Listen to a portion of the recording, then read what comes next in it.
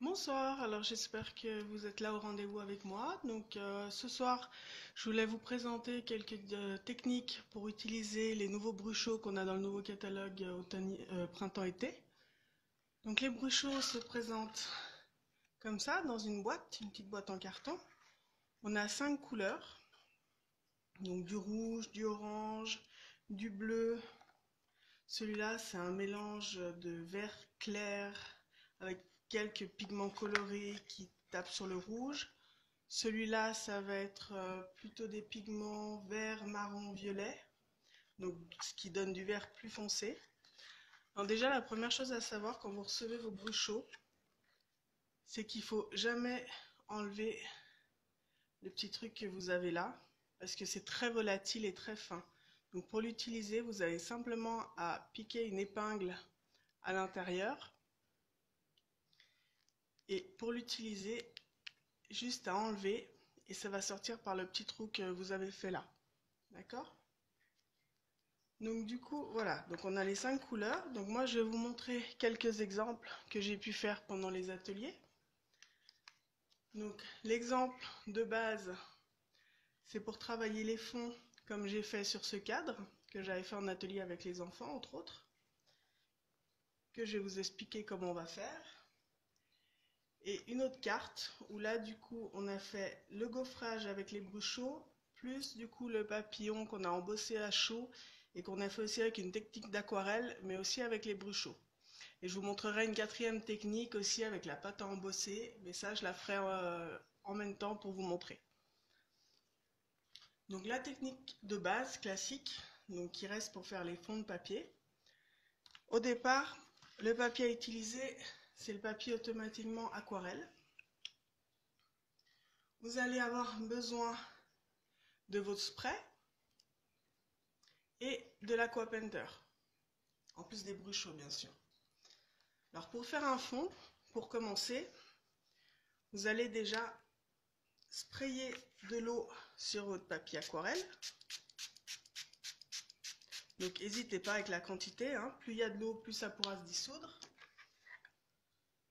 Vous venez enlever votre petite épingle et vous tapotez simplement et vous allez voir les pigments qui vont se dissoudre avec l'eau petit à petit.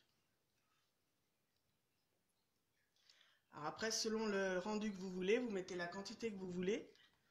Si d'un coup ça vous plaisait pas, vous n'hésitez pas à resprayer directement par-dessus pour éclaircir.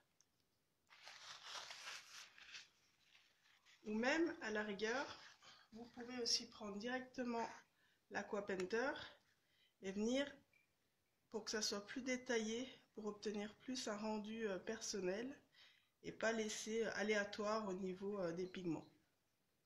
Donc ça vous permet de travailler les fonds. Et ce qui est sympa avec les bruchots, c'est que vous n'aurez jamais deux fois le même rendu. Donc voilà, plus il y a de l'eau, plus ça va s'étaler. Donc après, vous pouvez absorber un petit peu, hein, ou laisser sécher comme vous voulez. Voilà, moi j'absorbe un peu, j'enlève le surplus. Vous voyez, il y a des pigments qui restent, mais du coup, ça nous fait déjà un fond aquarelle. Après, soit vous laissez sécher direct, soit vous pouvez carrément utiliser le pistolet à air chaud qu'on utilise pour l'embossage pour aller un peu plus vite. Ça, c'est une première technique pour travailler les fonds avec les bruchots. Ensuite, deuxième technique, pour réaliser par exemple cette carte. Donc pour le papillon c'est ce que je vous ai dit. J'ai déjà fait l'embossage à chaud donc avec de la poudre or. Donc le Versamark, vous tamponnez votre papillon, vous mettez la poudre, vous secouez et après vous chauffez pour faire fondre la poudre. D'accord? Pour pouvoir faire de l'aquarelle, là on va utiliser un bloc acrylique. On va venir mettre un peu d'eau sur ce bloc. On va choisir la couleur qu'on veut mettre. Et on va venir en mettre directement sur l'eau. Alors selon forcément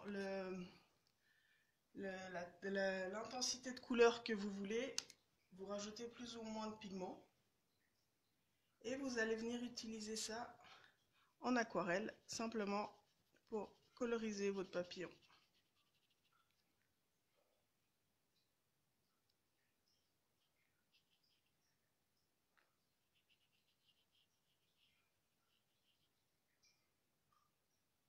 Donc du coup là ça vous permet de faire quelque chose de beaucoup plus précis, beaucoup plus net et de contrôler où vous voulez mettre de la couleur par rapport à la première technique qu'on a vue qui reste quand même très aléatoire. Tac. Là on va changer un petit peu, je vais mettre une autre couleur au milieu et pour changer on va mettre du bleu. Tac. Le bleu est très foncé comme le rouge, hein, donc vous n'avez vraiment pas besoin de beaucoup de pigments pour mettre de la couleur.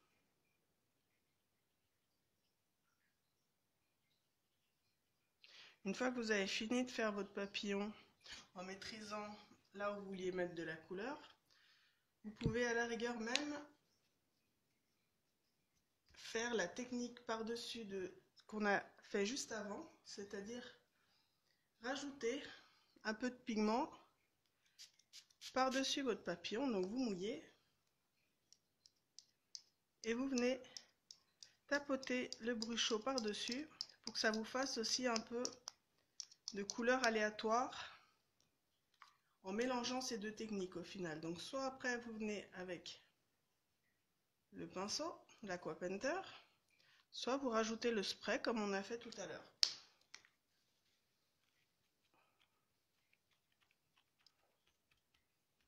Et voilà un papillon qui a fait du coup comme sur l'exemple que je vous ai montré juste avant. Donc après je l'ai détouré au ciseau et je suis venue le poser sur ma carte. Donc ça c'est une deuxième technique avec les Aqua Painter et le bloc acrylique pour pouvoir maîtriser en fait là où on veut mettre de la couleur. Une troisième technique, celle qu'on peut utiliser pour faire le gaufrage avec la Big Shot. Alors pour ça, vous prenez directement votre plioir à gaufrage. Vous venez mettre de l'eau sur le côté creux de votre plioir. Et vous venez mettre des pigments directement à l'intérieur de votre plioir. Alors après, pareil, vous pouvez aussi tout à fait mélanger les couleurs. Il ne faut pas hésiter à faire des mélanges. Vous pouvez avoir vraiment des résultats très surprenants. Et vous venez remettre de l'eau par-dessus pour disperser ces pigments. Le but de mettre de l'eau une première fois avant, vu que c'est très volatile, ça évite du coup que vous en ayez partout et ça s'accroche directement sur votre plioir. Mais après, c'est bien de remettre de l'eau par-dessus pour que du coup ça puisse quand même se diluer correctement. Vous venez mettre votre papier directement dessus, vous refermez votre plioir, vous prenez votre Big Shot,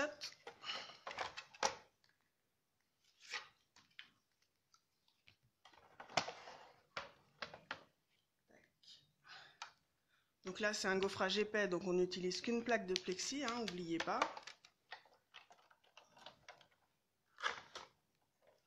On mouline.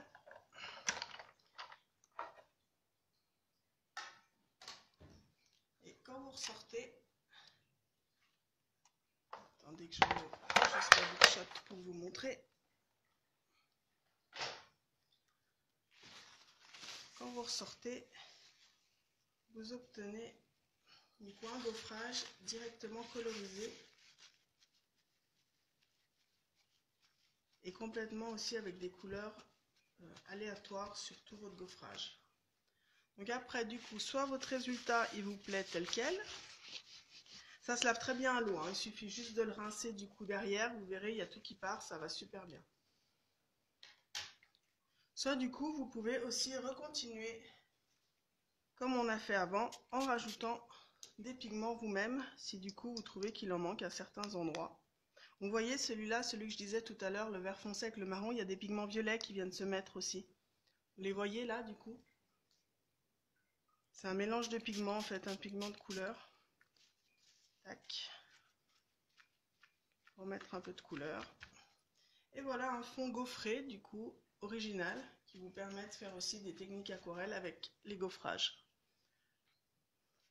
Qu'on retrouve une fois sec, du coup, sur cette carte. Donc ça, c'est encore une troisième technique, du coup, que vous pouvez tout à fait faire en atelier, que moi j'ai fait en atelier adulte. Donc on avait fait aussi bien donc ce gaufrage, plus la technique du papier, moi je leur avais montré l'autre. Et une dernière technique, que j'ai pas encore eu l'occasion de réaliser un projet avec, mais que je vais vous montrer ce soir, c'est mélanger les bruchots avec de la pâte à structure. Donc là, en l'occurrence, j'ai pris la pâte à structure blanc miroitant. Voilà, ma petite spatule. Je suis venue mettre un peu sur mon tapis en silicone.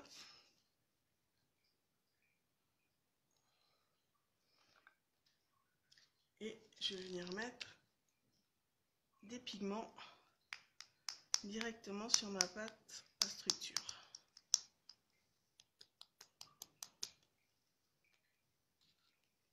Vous mélangez. Et du coup, ça vous fait de la pâte à structure colorée. Ou vous pouvez aussi mettre plusieurs couleurs. Hein. En prenant une carte, vous prenez le gaufrage de votre choix et vous venez étaler votre pâte à structure colorée, qui vous permet aussi du coup de faire plusieurs variations de couleurs. Alors là, du coup, j'ai mis juste des pigments orange, mais il ne faut pas hésiter à la rigueur à mélanger avec autre chose, d'accord?